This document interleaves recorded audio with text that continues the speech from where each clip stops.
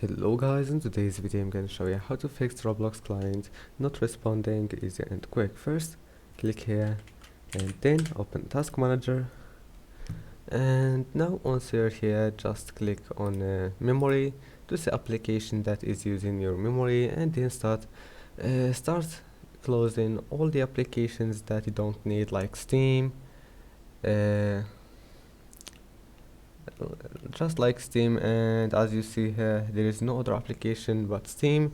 And if you found Chrome or any applications that you don't need will playing, just close it, and that's it. After that, just go back and try again, and if that doesn't fix it, then click here and go to apps and features, click here and type Roblox. Now click uninstall, and after that just go back, click here, go to command prompt, and then type cd app data / local, click enter, and then type this command and click enter, then type y and click enter, then Roblox will be completely removed from your computer.